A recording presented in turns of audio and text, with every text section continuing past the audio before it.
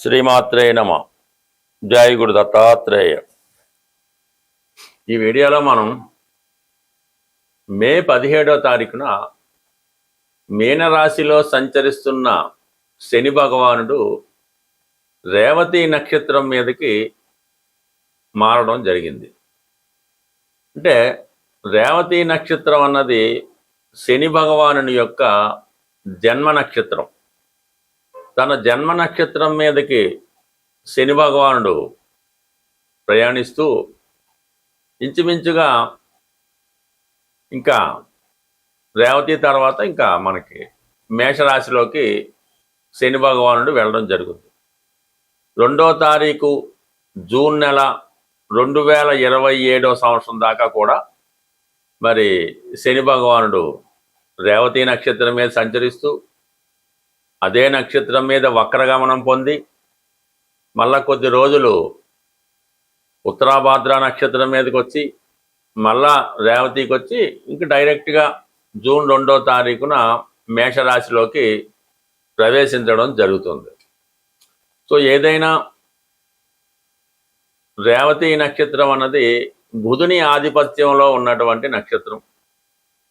శని భగవానుడికి బుధుడు మిత్రగ్రహం అవటం వల్ల మరి ఆ మిత్రుడి నక్షత్రం మీద ప్రవేశించినటువంటి శని భగవానుడు ఏ ఏ రాశుల వారికి ఎటువంటి ప్రభావాన్ని చూపడం జరుగుతుంది అన్న విషయాన్ని మనం ఈ వీడియోలో పరిశీలించడం జరుగుతుంది. కుంభరాశి వారికి ధనస్థానంలో సంచరిస్తున్న శని భగవానుడు రేవతి నక్షత్రం మీదకి ఈ మే 17న మారుతున్న సందర్భంగా ఈ రాశి వారికి ఏ ఫలితాలు రాబోతున్నాయి అని పరిశీలించినప్పుడు ప్రధానంగా బుధుడి యొక్క ఫలితాలు శని భగవానుడు ఇవ్వడం జరుగుతుంది. అంటే మనకి 5, 8 స్థానాలు ఫలితాలు రావడం జరుగుతుంది. అంటే ప్రధానంగా మీరు మీ యొక్క వృత్తి వ్యవహారాలు మార్చబోతున్నారు.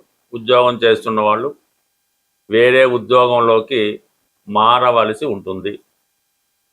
వ్యాపార రంగంలో ఉన్నవాళ్ళు కంప్లీట్గా పాత వ్యవహారాలు క్లోజ్ చేసి కొత్తగా ఏదన్నా వేరే ప్రాంతంలో వ్యాపారాన్ని ప్రారంభించడానికి అవకాశం ఉంటుంది. ఇది ఎక్కువగా ఉపాధ్యాయ వృత్తిలో ఉన్న వాళ్ళకి, బ్యాంకింగ్ వృత్తిలో ఉన్న వాళ్ళకి, పౌరోహిత్యం, ప్రవచనాలు, జ్యోతిష్యం మొదలగు ఆధ్యాత్మిక వృత్తుల్లో ఉన్న వాళ్ళకి, ఆశ్రమాలు, దైవ సంబంధించిన దేవస్థానాల్లో ఉన్న వాళ్ళకి ఇటువంటి మార్పులు అన్నది ఈ సమయంలో రావడం జరుగుతూ ఉంది.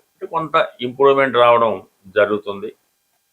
సో అయితే ప్రధానంగా ఎవరైతే కుటుంబానికి దూర ప్రాంతంలో వృత్తి చేస్తున్నారో వారికి కొంతవరకు ఏదో ఒక మళ్ళా తిరిగి కుటుంబ సభ్యులతో కలుసుకునే అవకాశం అన్నది రావడం జరుగుతుంది.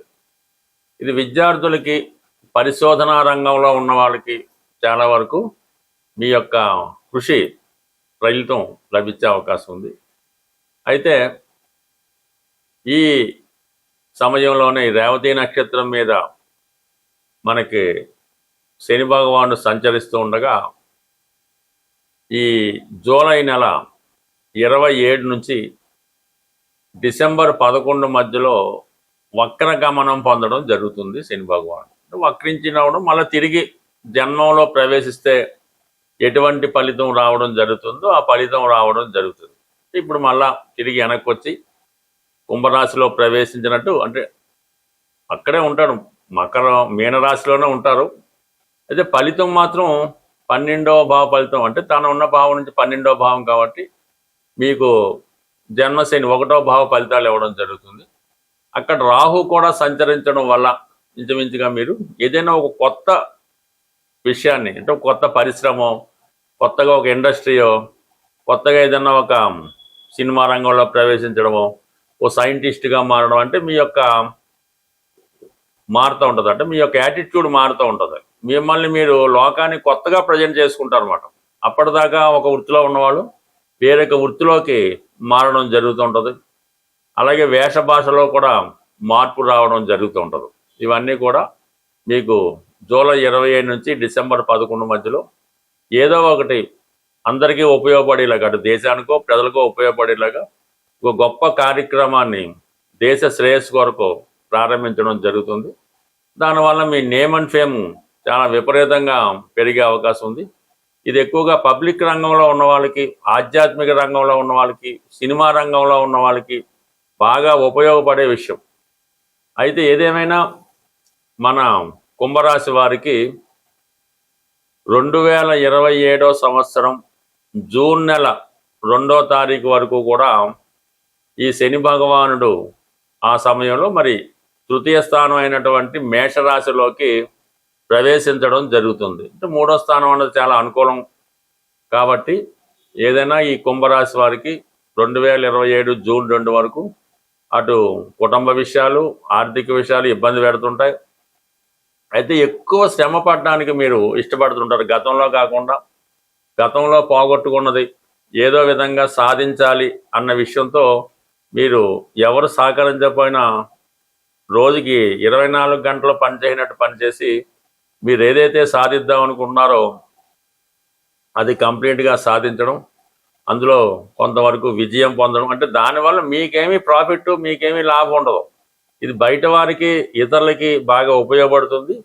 మీ వరకు ఒక గుర్తింపు రావడం జరుగుతుంది. ఆటోమేటిక్గా అది మీ జీవితాన్ని ఒక టర్నింగ్ తీసుకోవడం కూడా జరిగే అవకాశం ఉంది. అది మీ యొక్క వయసును బట్టి కూడా ఆధారపడి ఉంటుంది. ఏదేమైనా ఈ రాశి వారికి ఎంత కష్టపడితే అంత గొప్ప ఫలితం రాబోతుంది. ఏదైనా ఒకరి జీవితంలో వ్యాపారమా, ఉద్యోగమా, అతను ఏ విధంగా ధనాన్ని సంపాదిస్తాడు అన్నది శని భగవానుని యొక్క స్థితి బట్టి ఆధారపడి ఉంటుంది. కర్మకారకుడు కాబట్టి మన కర్మని నిర్దేశించడం జరుగుతుంది.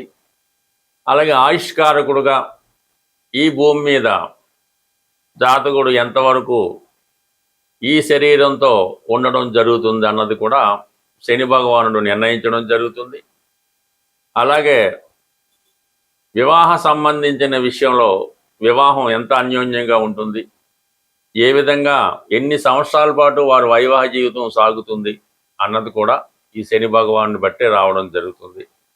ఏదైనా అతని అలవాట్లు, ఆలోచనలు, అతని యొక్క ధర్మ కార్యక్రమాలు, చెడు కార్యక్రమాలు, వ్యసనాలు ఏదైనా శని భగవానుని బట్టి ఆధారపడి ఉంటుంది. జాతకుడిని అత్యంత హీనస్థితిలో చాలా విధంగా ఇబ్బందులు పెట్టడానికి, అంటే ఇంచుమించుగా మీకు అందరికీ తెలిసే ఉంటుంది, నలమహారాజు మహాచక్రవర్తి కూడా ఈవెన్ కట్టుకోవడానికి సరైన బట్ట లేకుండా ఇబ్బంది పడడం జరుగుతుంది. సో అలాగే వైభవాన్ని ఇస్తే ఎంత గొప్ప స్థాయికి తీసుకెళ్తాడో అది ఎవరు ఊహించలేనిది. సో ఈ విధంగా ఈ శని భగవానుడు రేవతి నక్షత్రం మీద ప్రయాణించున్న సందర్భంలో ప్రధానంగా ఉన్నటువంటి ఏ ఏ రాశుల వారికి ఏ విధంగా ఉంటుందో తెలుసుకుంటూ మరి ఈ పరిహారం, అంటే బుధుడు విద్యాకారకుడు, వ్యాపారకారకుడు.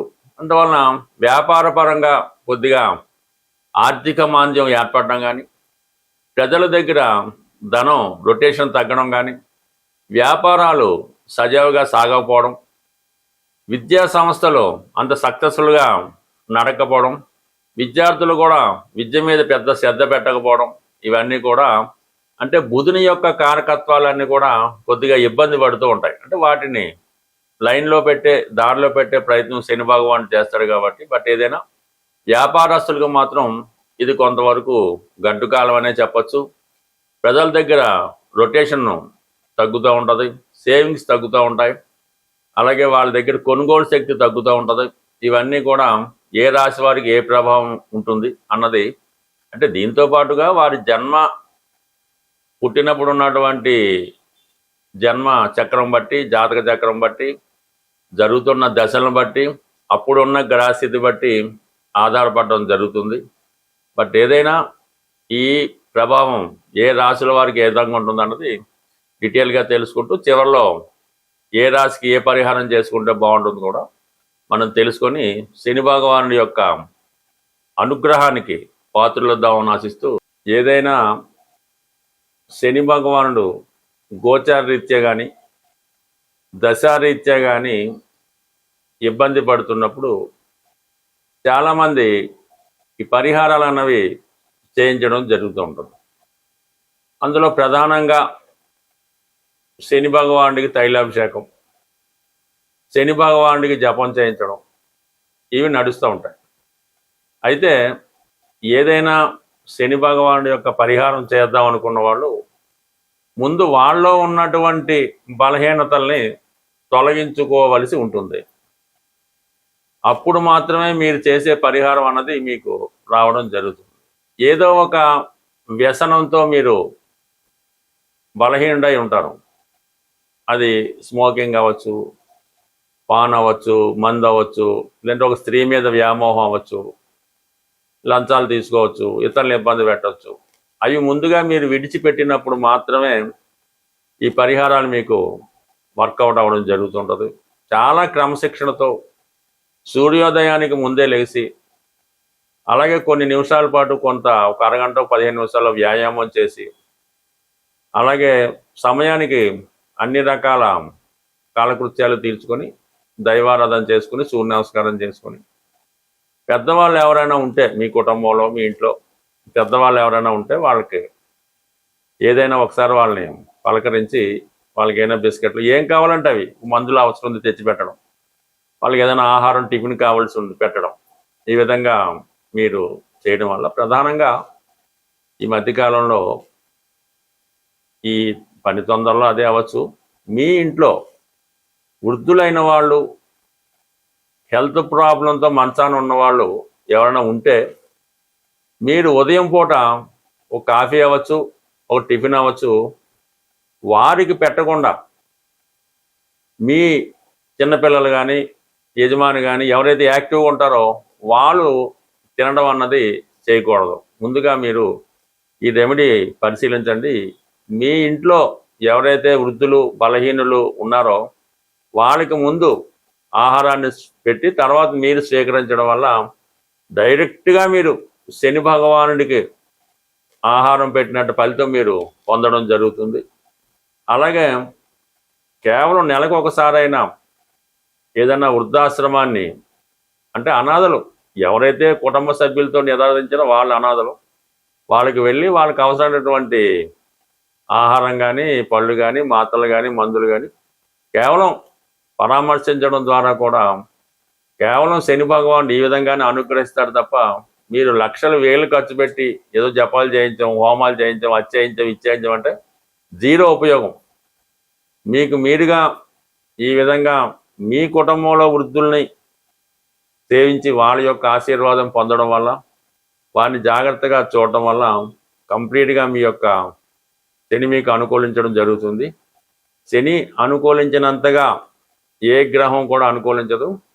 అందువలన శనిగ్రహ అనుగ్రహం ఉంటేనే మిగతా గ్రహాల అనుగ్రహం కూడా మీరు పొందడం జరుగుతుంది. మరి శని అనుగ్రహం పొందుతారని ఆశిస్తూ స్వస్తి.